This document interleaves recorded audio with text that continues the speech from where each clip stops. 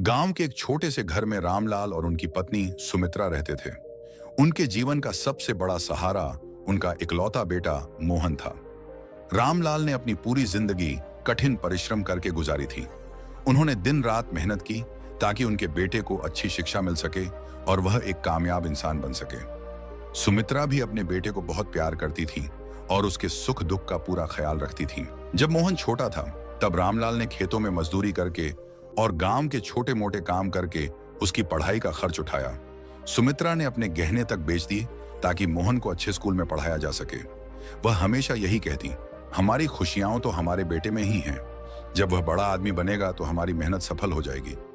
मोहन बहुत होशियार था और पढ़ाई में अव्वल आता था। माता पिता को उस पर गर्व था। वे सोचते थे कि जब मोहन बड़ा होकर नौकरी करेगा तो उनके जीवन की सभी कठिनाइयां दूर हो जाएंगी और वे सुखी जीवन व्यतीत करेंगे। समय बीतता गया और मोहन ने अपनी पढ़ाई पूरी कर ली। उसे शहर में एक बड़ी कंपनी में नौकरी मिल गई। यह खबर सुनकर माता पिता बहुत खुश हुए। उन्होंने पूरे गांव में मिठाइयां बांटी और भगवान का धन्यवाद किया।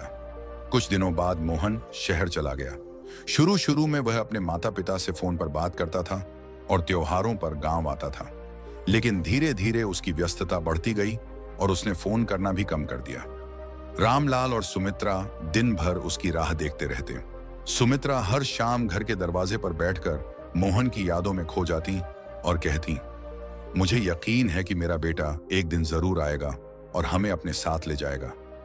लेकिन समय बीतता गया और मोहन की तरफ से कोई बुलावा नहीं आया। एक दिन अचानक मोहन का फोन आया, पापा मम्मी आप लोग शहर आ जाइए, यहां आपको अच्छा जीवन मिलेगा। यह सुनकर माता पिता की खुशी का ठिकाना नहीं रहा। उन्होंने सोचा कि अब उनका सपना पूरा हो गया और वे अपने बेटे के साथ रहेंगे। गांव के लोग भी खुश थे कि रामलाल और सुमित्रा अब अपने बेटे के पास जा रहे हैं। वे उत्साहित होकर शहर पहुंचे, लेकिन वहां पहुंचकर उन्हें जो अनुभव हुआ उसने उनके दिल को तोड़ दिया। मोहन ने उन्हें एक छोटे से कमरे में रखा और कहा, पापा मम्मी यह आपका कमरा है, आपको यहां आराम से रहना चाहिए। हम बहुत व्यस्त रहते हैं, इसलिए आप हमें ज्यादा परेशान मत करना। रामलाल और सुमित्रा को यह सुनकर धक्का लगा। वे सोच रहे थे कि वे अपने बेटे के साथ रहेंगे, लेकिन यहां तो उन्हें अकेले ही रहना था। कुछ दिन तक सब ठीक चला, लेकिन धीरे धीरे मोहन और उसकी पत्नी का व्यवहार बदलने लगा। मोहन की पत्नी को यह पसंद नहीं था कि उसके सास ससुर उसके घर में रहें। वह छोटी छोटी बातों पर नाराज हो जाती और ताने देने लगती, बूढ़े लोग गांव में ही अच्छे लगते हैं, यहां रहकर हमें परेशान क्यों कर रहे हैं। रामलाल और सुमित्रा बहुत दुखी थे, लेकिन उन्होंने कुछ नहीं कहा। वे अपने बेटे की खुशी के लिए चुपचाप सहते रहे। कुछ महीनों बाद मोहन ने साफ शब्दों में कह दिया, पापा मम्मी आप लोग गांव वापस चले जाइए, यहां हमारा जीवन बहुत व्यस्त है और आपके लिए समय निकालना मुश्किल हो रहा है। यह सुनकर सुमित्रा की आंखों में आंसू आ गए। उन्होंने बेटे से कहा, बेटा जब तुम छोटे थे हम हर परेशानी सहकर तुम्हारी देखभाल करते थे, लेकिन आज जब हमें तुम्हारी जरूरत है तो तुम हमें छोड़ रहे हो। मोहन ने कोई जवाब नहीं दिया। उसने बस इतना कहा, पापा गांव में आपको ज्यादा आराम मिलेगा, हम जब भी समय मिलेगा मिलने आ जाएंगे। रामलाल और सुमित्रा भारी दिल से गांव लौट आए। उन्होंने सोचा था कि उनका बेटा उनकी देखभाल करेगा, लेकिन वह तो उन्हें अकेला छोड़ चुका था। गांव लौटने के बाद भी रामलाल और सुमित्रा की आंखें हर रोज मोहन की राह देखतीं, लेकिन मोहन कभी नहीं आया।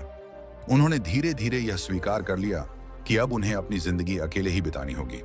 गांव के लोग उनकी मदद करते थे, लेकिन बेटे की कमी हमेशा उन्हें खलती रही। रामलाल ने एक दिन सुमित्रा से कहा, हमने अपनी जिंदगी अपने बेटे के लिए लगा दी, लेकिन हमें क्या मिला, अब हमें खुद के लिए जीना सीखना होगा।